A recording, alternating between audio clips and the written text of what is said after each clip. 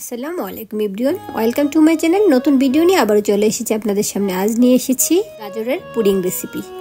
এই সুস্বাদু আকর্ষণীয় গাজরের পুডিংটি দেখতে যেমন সুন্দর, খেতেও অনেক মজাদার আর একেবারে ঝামেলা ছাড়াই অল্প সময়ে তৈরি করে ফেলা যায়।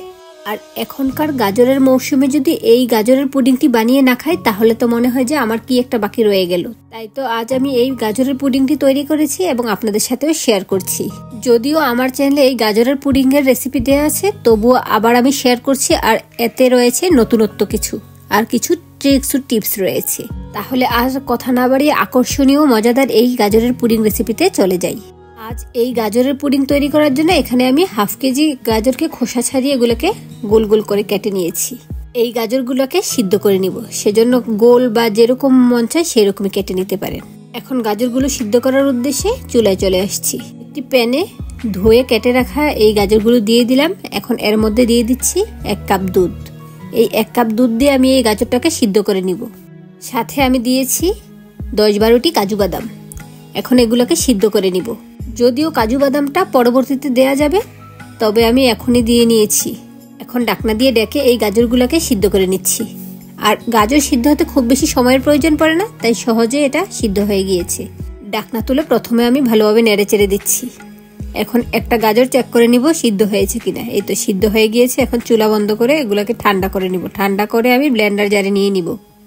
ঠান্ডা হওয়ার পর আমি একটা ব্লেন্ডার জারে নিয়ে নিচ্ছি। এগুলোকে স্মুথলি পেস্ট করে নিব। আর আজ আমি ব্লেন্ড করার সময় কিছু কিছু উপাদান অ্যাড করে দিচ্ছি। আর কি কি অ্যাড করছি এটাই হলো আজকের নতুনত্ব। গাজরগুলো দেয়া হয়ে গিয়েছে। এখন এর সাথে থাকা অতিরিক্ত দুধটাও আমি ঢেলে দিয়েছি। অবশ্য পরবর্তীতে আমি আবারও দুধ অ্যাড করে দিব। এখন এর মধ্যে দিয়ে দিচ্ছি আগার আগার পাউডার।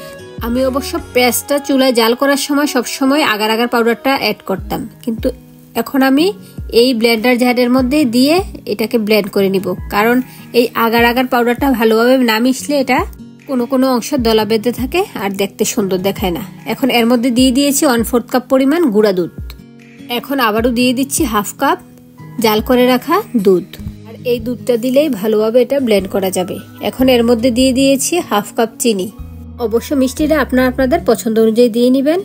আর এখানে আমি প্রথমে একটু মিশিয়ে নিয়েছি, যেন ব্লেন্ডার জার চালু করার পর একেবারে ঢাকনার মধ্যে চিনি ও গুঁড়ো দুধটা লেগে না যায়, তাই আমি একটু ভালোভাবে মিশিয়ে দিয়েছি। ব্লেন্ডার জারে ঢাকনা লাগিয়ে এখন ভালোভাবে একেবারে স্মুথলি পেস্ট করে নিচ্ছি। একেবারে স্মুথলি পেস্ট করতে হবে, তা না হলে এই গাজরের পুডিংটা দেখতেও সুন্দর দেখাবে না আর খেতেও ভালো লাগবে না। তাই ভালোভাবে এটাকে পেস্ট করে নিতে হবে।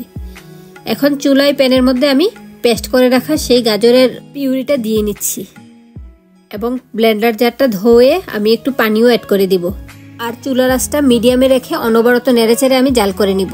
আর অবশ্যই অনবরত নেড়েচেড়ে যেতে হবে, তা না হলে কোনো অংশ দলা পেকে আসতে পারে, কোনো অংশ জমাট বেঁধে যেতে পারে। অবশ্যই অনবরত নেড়েচেড়ে যেতে হবে। আমি সবগুলো উপকরণ ব্লেন্ডার জারের মধ্যে মিশিয়ে নিয়েছি, সেজন্য এখানে আর কিছু মিশিয়ে নেওয়ার প্রয়োজন নেই।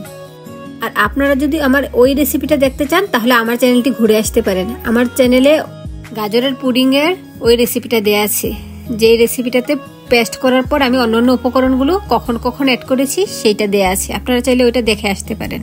আমি চুলার আঁচ মিডিয়াম লোতে রেখে জাল করে নিচ্ছি আর অনবরত নেড়েচেড়ে যাচ্ছি।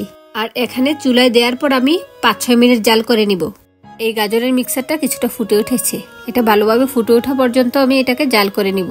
আর যারা এই মুহূর্তে আমার এই রেসিপিটি দেখছেন, ভালো লেগে থাকলে ভিডিওটিতে একটি লাইক দিয়ে যাবেন এবং চ্যানেলটি ঘুরে আসতে পারেন।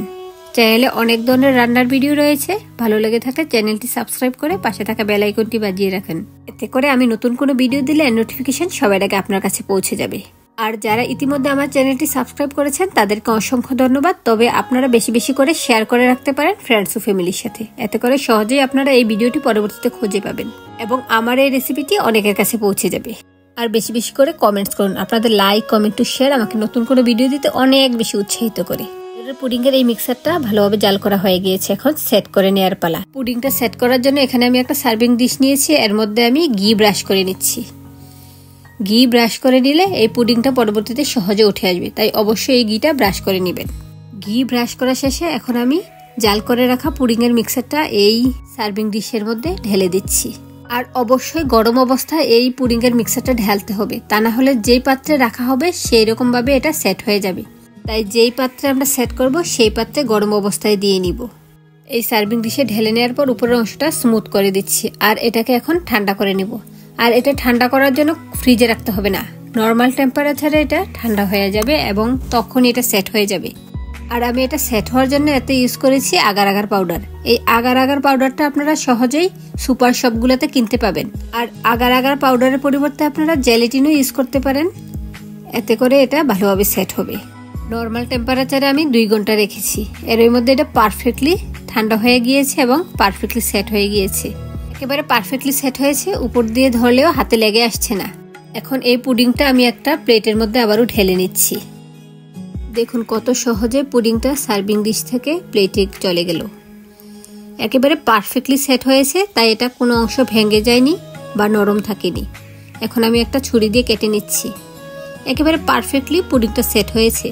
আর আমি আজ ব্লেন্ডার জারে করে আগার আগার পাউডার মিশিয়ে দিয়েছি, এতে করে কোনো অংশ দলা পেকে নাই। একেবারে পারফেক্ট হয়েছে আর দেখতে অনেক সুন্দর হয়েছে। আর এই পুডিংটি এতটাই মজাদার যে আপনারা যদি একবার বানান তাহলে দ্বিতীয়বার অবশ্যই বানিয়ে খাবেন। দেখবেন ফ্যামিলির ছোট বড় সকলে এটা চেটেপুটে খাচ্ছে। আমি গ্যারান্টি দিয়ে বলতে পারতেছি যে আপনারা যদি এটা একবার বানিয়ে খান তাহলে দ্বিতীয়বার অবশ্যই এটা বানিয়ে খাবেন। আজ তাহলে এ পর্যন্তই, আবার চলে আসবে অন্য কোনো নতুন ভিডিও নিয়ে। সে পর্যন্ত সবাই ভালো থাকবেন, সুস্থ থাকবেন। আল্লাহ হাফেজ, আসসালামু আলাইকুম।